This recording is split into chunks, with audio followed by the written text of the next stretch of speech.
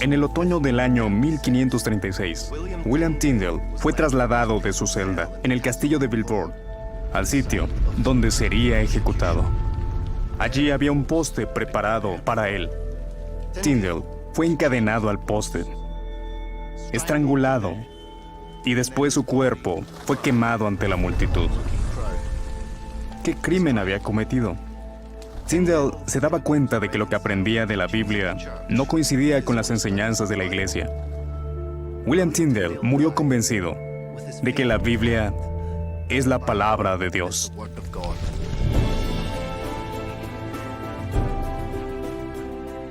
Tyndale fue la primera persona que hizo el esfuerzo de traducir la Biblia al inglés a partir de las lenguas originales. Tyndale nació a finales del siglo XV, en la zona de Gloucestershire. Luego, en Oxford, se formó como sacerdote. En el siglo XV había enconada oposición a la idea de que la palabra de Dios estuviera al alcance del pueblo en general. La gente escuchaba la Biblia en latín en la iglesia donde el sacerdote la traducía para ellos, pero no tenían acceso a ella directamente. A Tyndale no le permitieron trabajar en su traducción en Inglaterra. Pidió permiso al obispo de Londres para traducir el Nuevo Testamento al inglés a partir del griego, el texto original, pero no se lo concedió. La oposición a que se tradujese la Biblia era tan fuerte que Tyndale escribió tiempo después que no había lugar en Inglaterra donde hacerla. Con la ayuda de mercaderes que apoyaban su causa, Tyndale huyó hacia Alemania, donde le sería más fácil trabajar en su traducción al inglés del Nuevo Testamento. Para 1525, la traducción estaba completa, lista para imprimirse. En la Biblioteca Británica, en Londres, averiguaremos qué ocurrió más tarde. La doctora Karen Limper Hertz, conservadora principal, nos hablará sobre eso. Esta es una copia única de la primera edición del Nuevo Testamento de Tyndale, impresa en Colonia en 1525. El fragmento de Colonia es el único ejemplar conocido. Que se trate de un fragmento indica que traducir era arriesgado. Después de beber varias copas, el encargado de la imprenta le contó a alguien que estaba imprimiendo un Nuevo Testamento proluterano en inglés para un hombre de apellido Tyndale. Eso llegó a oídos de las autoridades y se hizo una redada en la imprenta. Tyndale y sus socios huyeron, así que esto es lo único que queda hoy. Se fueron por el río Rin hasta Worms. Solo pudieron producir una parte de Mateo. Su trabajo era muy peligroso. Las primeras copias completas de la traducción de las escrituras griegas cristianas de Tyndale se imprimieron en Worms, Alemania, en 1526. La tirada fue de al menos 3.000 ejemplares.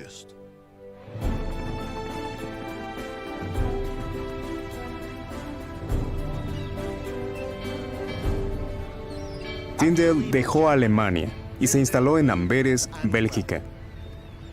Esta bulliciosa ciudad resultó ideal.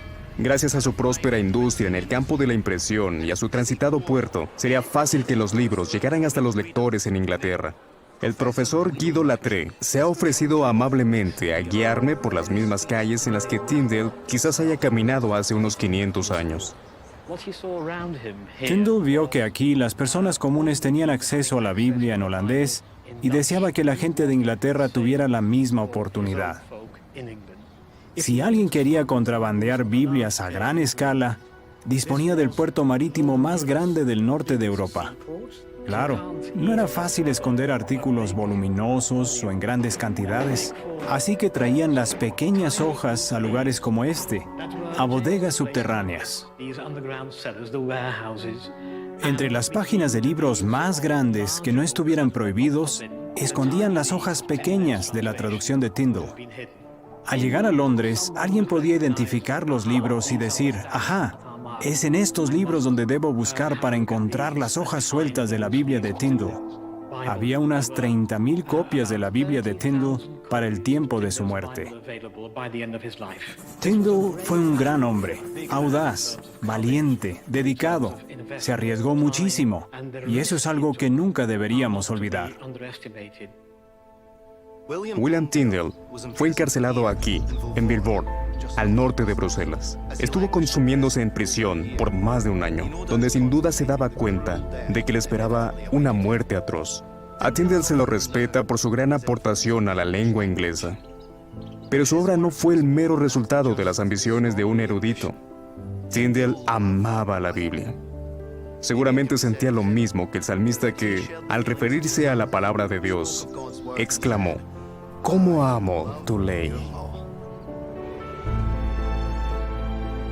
A pesar de feroz oposición, la Biblia, con toda su sabiduría, ha perdurado hasta el día de hoy y sigue transmitiendo fielmente las palabras de sus escritores. Con razón, tantas personas atesoran la Biblia.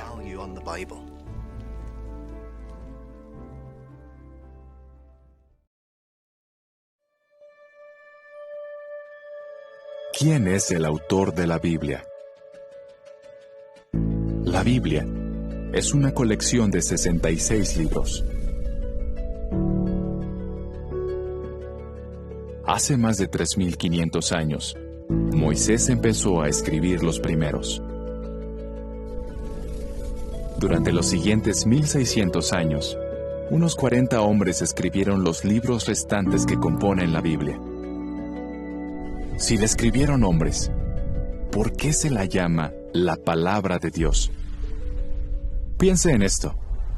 Cuando un empresario quiere enviar un mensaje importante, quizás le pida a un secretario que escriba una carta o un correo. El empresario le dice a su secretario las ideas que desea transmitir, y el secretario plasma esas ideas en un correo electrónico. Aunque el secretario escribe el correo, él no es el autor. De forma parecida, los escritores de la Biblia expresaron pensamientos y sentimientos con su propio estilo, pero el mensaje no era suyo. Entonces, ¿de quién era? La Biblia dice: toda la escritura está inspirada por Dios. Jehová Dios utilizó su poder para guiarlos y así transmitirles sus pensamientos. ¿Cómo lo hizo? En el caso del profeta Daniel, Jehová hizo que tuviera unos sueños. Otros, como el profeta Ezequiel, estaban despiertos cuando Dios les mostró visiones impresionantes. A veces, Jehová utilizó a ángeles para transmitir sus pensamientos, como cuando se comunicó con el apóstol Juan. Pero, ¿de veras pudo Jehová Dios transmitir así su mensaje?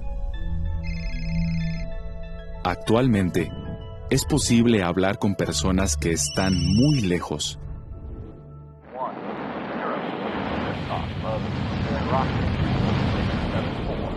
Hasta es posible hablar con astronautas que están en el espacio exterior. Si el hombre puede hacer eso, ¿no es lógico pensar que el Creador puede hacer cosas aún más sorprendentes? Podemos confiar en la Biblia, porque su autor no es ningún hombre, sino nuestro amoroso Creador, Jehová Dios. Quizás se pregunte, ¿de qué trata la Biblia? ¿Qué puede ayudarnos a entenderla? La lección 3 del folleto, Buenas Noticias de parte de Dios, responde a estas preguntas. Puede descargarlo del sitio jw.org. Los testigos de Jehová estarán encantados de ayudarle a estudiar la Biblia. Solicite un curso bíblico en nuestro sitio de internet, y un testigo lo visitará a la hora y en el lugar más convenientes para usted.